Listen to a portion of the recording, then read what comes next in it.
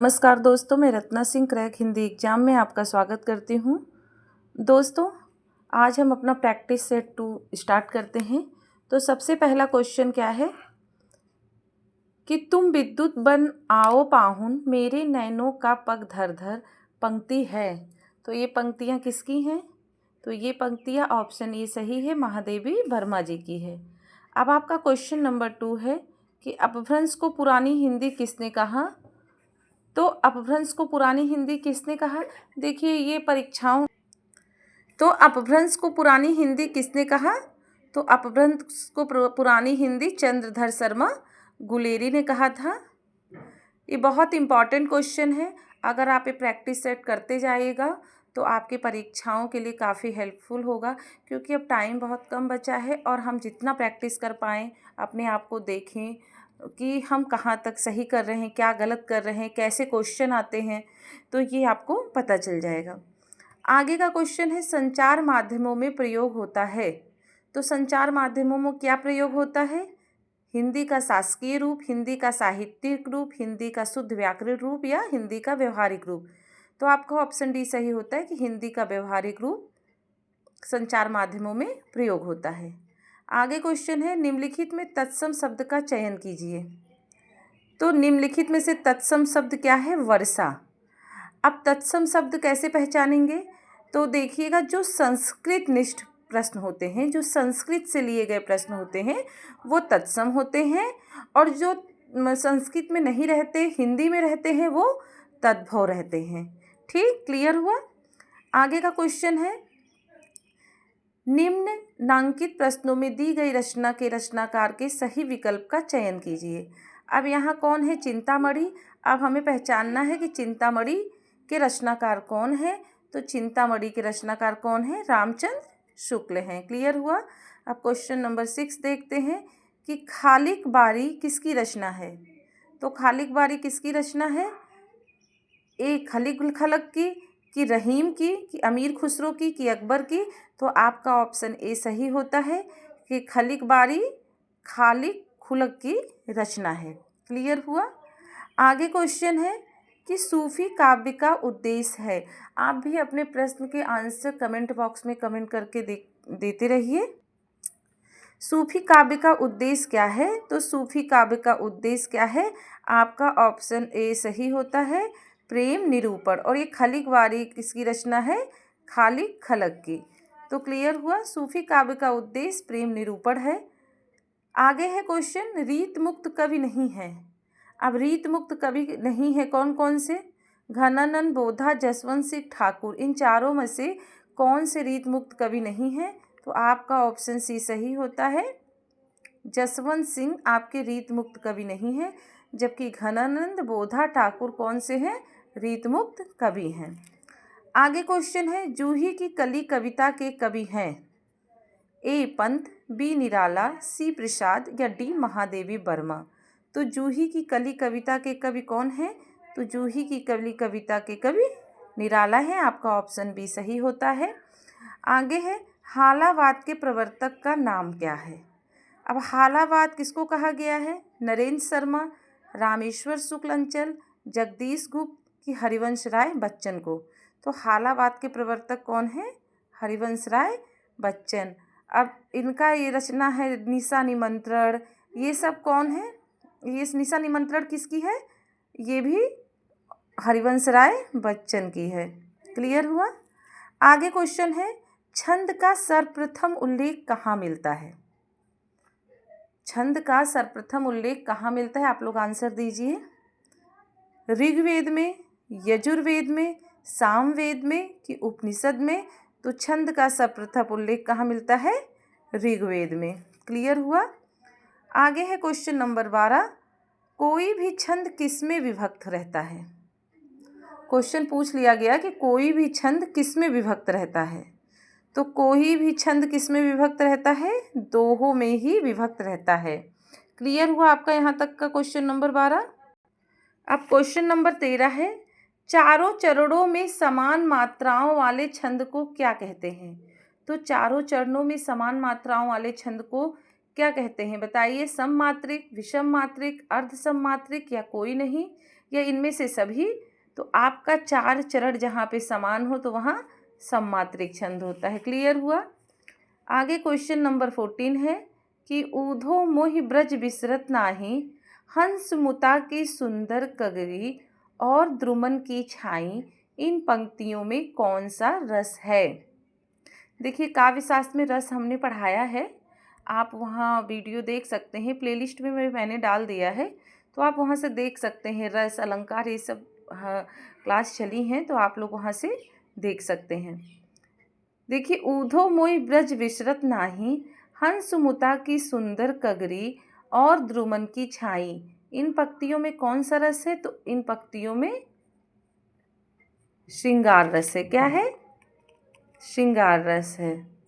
आगे है निम्नलिखित रेखा चित्रों और रचनाकारों को सुमेलित कीजिए। अब देखिए यहाँ पे रचनाकार का नाम है और उनसे लिखित उनके रेखा चित्र हैं, तो आपको सही ऑप्शन के साथ इसको मिलाना है। इस टाइप के क्वेश्चन आपके 10 से 12 क्वेश्चन टीजीटी पीजीटी में आप इसमें से देख सकते हैं। इसी टाइप के ज़्यादा क्वेश्चन आते हैं आजकल के पेपर में, जो नए बने हैं इस टाइप के क्वेश्चन आते हैं। 4 ऑप्शन दे दिया गया, रचनाकार दे दिया, रेखा चित्र उनके रचनाकार दे दिया गया, आपको मिलान करके ABC जो सही है उस उत्तर को सही करना है। तो निम्नांकित अब पदम पराग रेखा चित्र किसकी है। तो पदम पराग रेखा चित्र पदम सिंह की है। अब बोलती प्रतिमा किसकी है। तो बोलती प्रतिमा रामवृक्ष वेनीपुरी की रेखा चित्र है। अब माटी की मूर्ति किसकी है। तो माटी की मूर्ति किसकी है, बोलती प्रतिमा किसकी है, श्री राम शर्मा की है। किसकी है, श्री राम शर्मा की है। और माटी की मूर्ति किसकी है, माटी की मूर्ति आपकी रामवृक्ष बेनीपुरी की है, ये क्लियर कर दीजिएगा। और रेखाएं बोल उठी किसकी है, देवेंद्र सत्यार्थी की है। किसकी है, देवेंद्र सत्यार्थी की। तो क्लियर हुआ। अब देखिए पदम पराग किसकी है, पदम सिंह। तो देखिए यहाँ पदम आपका ऑप्शन बी सही होता है। पदम पराग पदम सिंह की, बोलती प्रतिमा श्री राम शर्मा की है। अब माटी की मूर्ति रामवृक्ष बेनीपुरी की है और रेखाएं बोल उठी देवेंद्र सत्यार्थी की है। क्लियर हुआ आपका ये। आगे क्वेश्चन नंबर 16, निम्नलिखित आत्मकथाओं और उनके लेखकों को सुमेलित कीजिए। निम्नलिखित आत्मकथाओं और उनके लेखकों को सुमेलित करिए।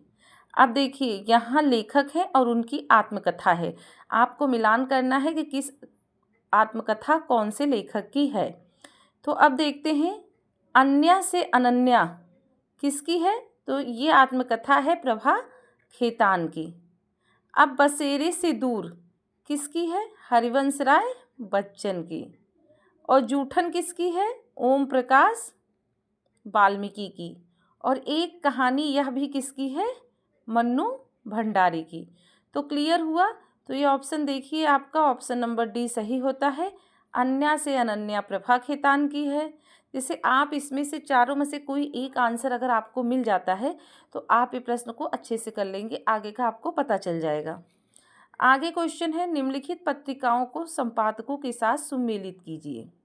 यहाँ पत्रिकाएं हैं और उनके संपादक का नाम है, आपको इसमें से मिलाना है कि कौन सी पत्रिका किस संपादक की है। अब यहाँ हंस है, तो हंस किसका है, हंस पत्रिका किसका है, राजेंद्र यादव का है। अब संचेतना किसका है, तो संचेतना पत्रिका महीप सिंह की है। अब आलोचना किसका है, तो आलोचना यहाँ देखिए आलोचना किसका है, आलोचना अरुण कमल का है। और दस्तावेज किसका है, तो दस्तावेज आप विश्वनाथ प्रसाद तिवारी का है। देखिए क्वेश्चन नंबर 18 फिर से एक बार क्लियर कर देते हैं कि हिंदी साहित्य का 9वां रस कौन सा है। तो हिंदी साहित्य का 9वां रस शांत रस है। 19वां का क्वेश्चन है उस काल मारे क्रोध के तन कांपने उसका लगा, मानो हवा के जोर से सोता हुआ सागर जगा। प्रस्तुत पंक्तियों में कौन सा रस है, तो प्रस्तुत पंक्तियों में रौद्र रस है। आगे है वाक्य रसात्मक काव्यम किसका कथन है, तो वाक्य रसात्मक काव्यम विश्वनाथ का कथन है। 21 क्वेश्चन, काशी में हम प्रकट भये रामानंद चेताए किसकी पंक्ति है? तो ये कबीर की पंक्ति है। अब क्वेश्चन नंबर 22, रासो शब्द की उत्पत्ति रामायण से किसने मानी है? बहुत इंपॉर्टेंट क्वेश्चन है। तो रासो शब्द की उत्पत्ति रामायण से रामचंद्र शुक्ल ने मानी है। आगे 23 क्वेश्चन है कि लक्षण ग्रंथ का अर्थ क्या है? लक्षण ग्रंथ का अर्थ क्या है? नायिका भेद, रस निष्पत्ति, काव्यांग विवेचन की गुण दोष। तो लक्षण ग्रंथ का क्या अर्थ है? काव्यांग विवेचन। आगे क्वेश्चन है, निम्नलिखित में से कौन सी कृति आत्मकथा है? ये 4 ऑप्शन दिए गए हैं, इसमें से आपको बताना है कि इन चारों में से कौन सी कृति आत्मकथा है। कलम का सिपाही, चीड़ों पर चांदनी, अर्ध कथानक की बाण भट्ट की आत्मकथा। तो निम्नलिखित में से कौन सी कृति आत्मकथा है? अर्ध कथानक। क्लियर हुआ? आगे 25 क्वेश्चन है। देखिए ये क्वेश्चन बहुत ही इम्पॉर्टेंट है परीक्षाओं की दृष्टि से। हम जितने प्रैक्टिस सेट करते जाएंगे हमारे लिए पेपर के लिए उतने ही अच्छे होंगे। तुक्का मारने से कुछ नहीं होता है, हम जितना ही मेहनत करेंगे उतना ही हमारे लिए अच्छा होगा, हमारी नॉलेज बढ़ेगी। हम पेपर हॉल में जब बैठेंगे तो हम क्वेश्चन को अगर एक बार देख लेंगे तो ये लगेगा कि हाँ हमने ये क्वेश्चन पढ़ा है। तो प्रैक्टिस करते जाइए, इम्पॉर्टेंट क्वेश्चन है, अब काफ़ी हेल्पफुल है आपके टीजीटी, पीजीटी, एलटी वेल्टी के लिए। तो 25 क्वेश्चन देखते हैं। चितवन की छान निबंध संग्रह के रचयिता कौन है? बालकृष्ण भट्ट, हरिशंकर परशाई, विद्यानिवास मिश्र की हजारी प्रसाद। तो चितवन की छान निबंध संग्रह के रचयिता कौन है? विद्यानिवास मिश्र की है। काफ़ी इम्पॉर्टेंट है ये।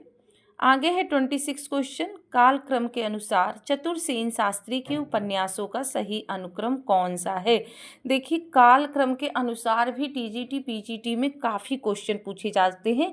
आपको 4 ऑप्शन दे दिए जाएंगे, नाम दे दिया जाएगा, उपन्यास या रेखा चित्र, आत्मकथा, कोई भी चीज़ कहानी दे दी जाएगी, ऐसे उल्टा सीधा करके दे दिया जाएगा।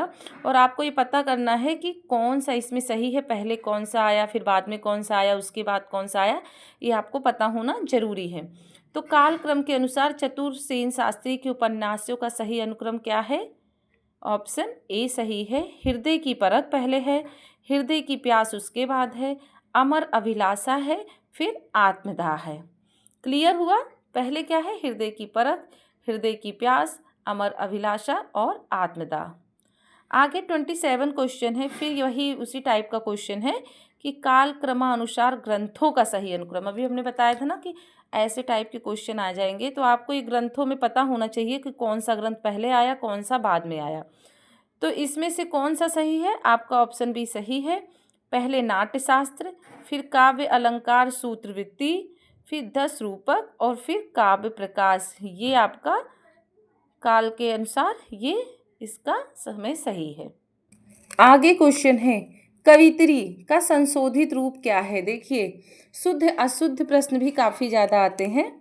अब ऐसे कवित्री लिख दिया गया, अब इसका सही कैसे लिखा जाएगा? संशोधित रूप क्या है? तो ए नहीं है, बी नहीं है, सी नहीं है, कवइत्री कैसे लिखा जाता है?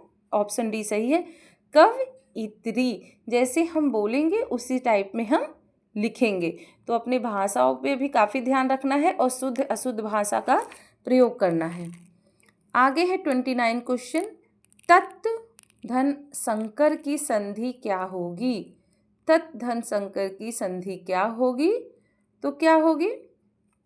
तत्शंकर नहीं होगा, तत्शंकर नहीं होगा, तत्शंकर होगा। क्या होगा?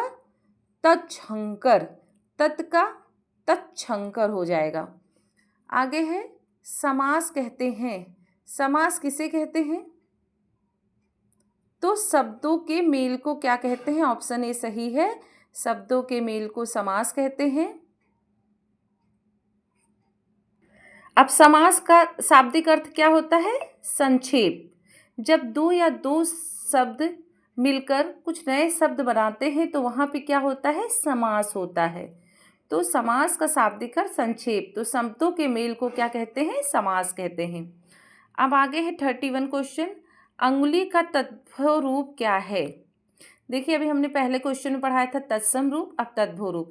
तत्सम आपको पता होने चाहिए कि संस्कृत से जो शब्द आते हैं वो तत्सम होते हैं, जैसे वर्षा, अग्नि, वायु, ये सब जो संस्कृत से प्रचलित शब्द होते हैं वो तत्सम होते हैं, और जो हिंदी शब्द होते हैं वह तद्भव होते हैं। तो अंगुली का तद्भव शुद्ध रूप देखिए, अंगुल, अंगुरी की उंगली, तो उंगली शुद्ध हिंदी में हम बोलते हैं ना, तो अंगुली का तद्भव रूप उंगली। आगे क्वेश्चन है, निम्नलिखित में से कौन सा उपन्यास देवकी नंदन खत्री का नहीं है? तो देवकी नंदन खत्री का उपन्यास कौन सा नहीं है? भागवती नहीं है। बाकी नरेंद्र मोहिनी, चंद्रकांता, कुसुमलता, ये सब देवकी नंदन खत्री की उपन्यास है, और ये तिलस्मी उपन्यास लिखते थे। तो नरेंद्र मोहिनी, चंद्रकांता, कुसुमलता देवकी नंदन खत्री की है, और भागवती देवकी नंदन खत्री की नहीं है। ये भी क्वेश्चन, आप ऐसे भी क्वेश्चन ध्यान रखिएगा कि नहीं और हाँ में जरूर देख लीजिएगा, नहीं तो आपको पूछ लिया जाए देवकी नंदन खत्री की है तो आप उसको लगा के आ जाए। नहीं पे जरूर ध्यान दीजिएगा, नहीं और हाँ पे। निम्नलिखित में से कौन सा उपन्यास देवकी नंदन खत्री का नहीं है? अब यहाँ पे भी देखिए, आगे का उपन्यास कौन सा नहीं है? तो निर्मल वर्मा, ऑप्शन डी निर्मल वर्मा नहीं है। बाकी मार्कंडेय, शिव प्रसाद सिंह, विवेकी राय, ये सब किसका है? देवकी नंदन खत्री का है। अब देखिए देवकी नंदन खत्री के आपके कितने उपन्यास मिल गए? नरेंद्र मोहिनी, चंद्रकांता, कुसुमलता, मार्कंडेय, शिव प्रसाद सिंह, विवेकी राय, ये सब क्या है? देवकी नंदन खत्री की रचना है। आगे है 34 क्वेश्चन, इंदु पत्रिका के संपादक का नाम क्या है? तो बताइए इंदु पत्रिका के संपादक का नाम क्या है? तो इंदु पत्रिका के संपादक का नाम अंबिका प्रसाद गुप्त है, हिंदू पत्रिका के संपादक। अब 35 क्वेश्चन है, आवारा मसीहा रचना किसके जीवन पर आधारित है? तो आवारा मसीहा रचना आपके शरद चंद्र के जीवन पर आधारित रचना है।